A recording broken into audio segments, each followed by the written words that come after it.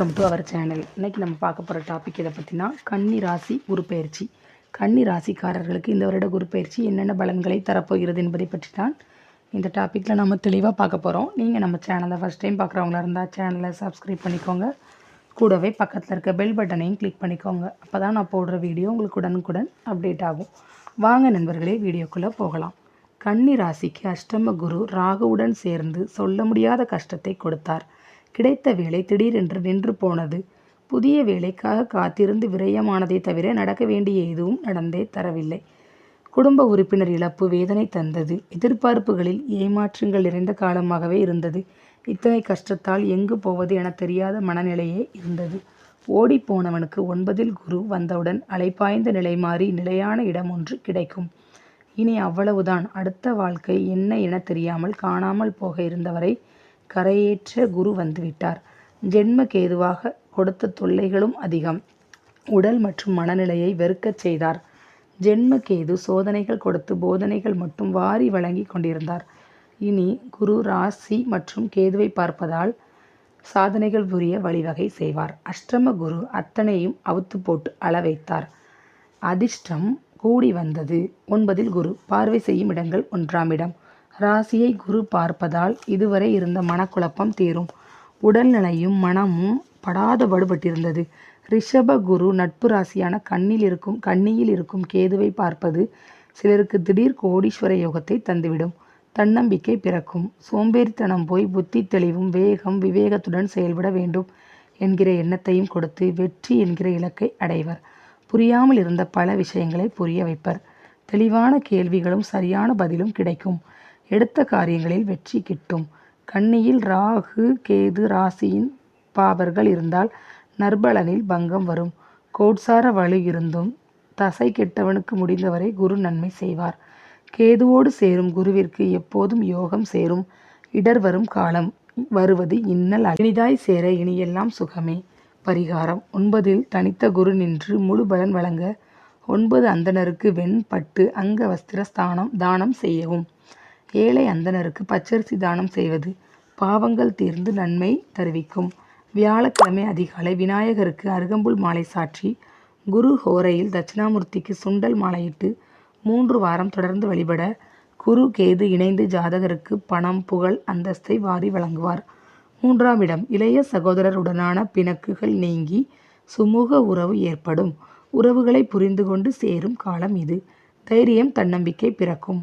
அசட்டு தைரியம் குறைந்து எது சரி, யாருடைய உறவு நமக்கு நன்மை தரும் என்கிற புரிதல் பல வெற்றிகளை அடைய செய்யும். தம்பியுடையான் படைக்கஞ்சான் என்கிற பொன்மொழி எவ்வளவு முக்கியத்துவம் வாய்ந்தது என்பதை உணர்வர். சொத்து பணம் முக்கியமில்லை, சொந்தத்தின் முக்கியத்துவத்தை உணர்வர்.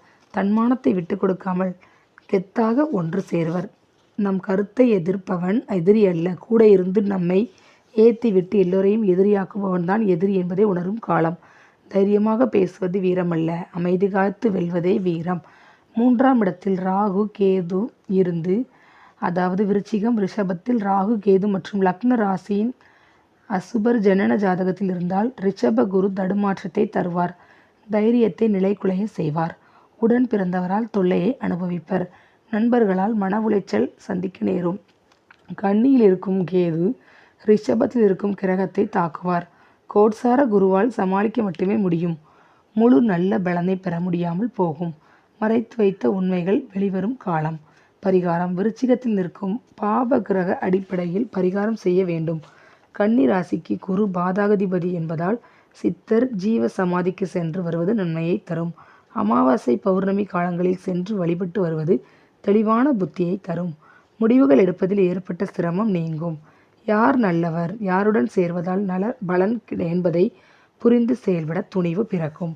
ராசியை குரு பார்ப்பதால் உடல் பூரிப்பை மன நிம்மதி தரும்.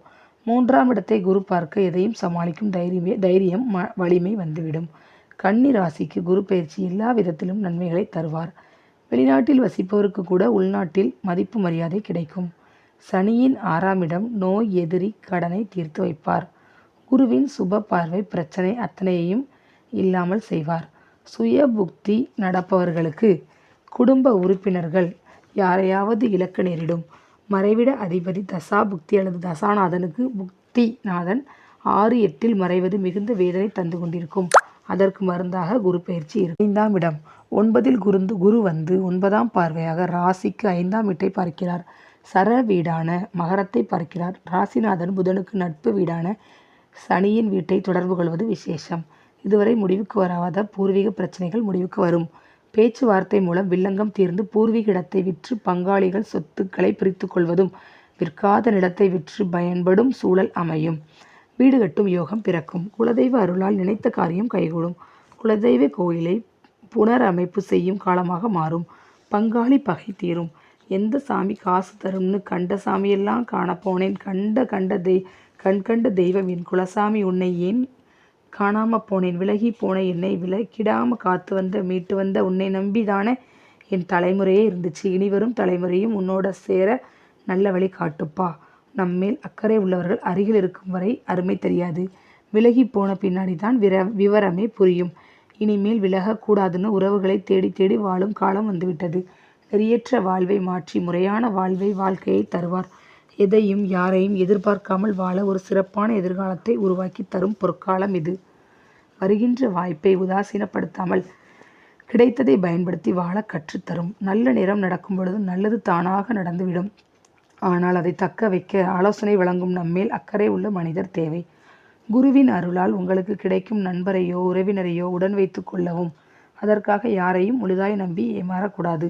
நம்பிக்கையுள்ள ஜோதிடரை வைத்து ஆலோசனை கொடுத்ததற்கான கூலியை கொடுத்து இடைவெளியோடு கூடிய உறவை வைத்துக்கொள்வது போல் யாருடனும் அளவாக உறவாடுங்கள். மகரத்தை குரு பார்ப்பதால் சரசரவன வளர்ச்சி வாய்ப்புகள் கிடைக்கும். அதனை பயன்படுத்தி முன்னேறி கொள்ளவும். ராகு கேது மகரத்தில் இருப்பவர்கள், ராகு தசாபுக்தி நடப்பவர்கள் கவனம் தேவை. ராகு பிரம்மாண்ட பாதையை காட்டி பாக்கியத்தை பறித்து விடுவார். கேது எதையும் செயல்படாமல் தடுத்து நிறுத்தி விடுவார். யோசித்து நிதானமான போக்கை கடைபிடிக்கவும். பேராசை பெருநஷ்டத்தை தந்துவிடும். நம் தகுதிக்கேற்ற வேலையை செய்து கொள்ள வேண்டும். நம்மால் நஷ்டத்தை தாங்கிக் கொள்ளக்கூடிய தொழில் தொடங்க வேண்டும். முதலீடு செய்யும் தொழில் காரியங்களில் கவனமாக இருத்தல் வேண்டும்.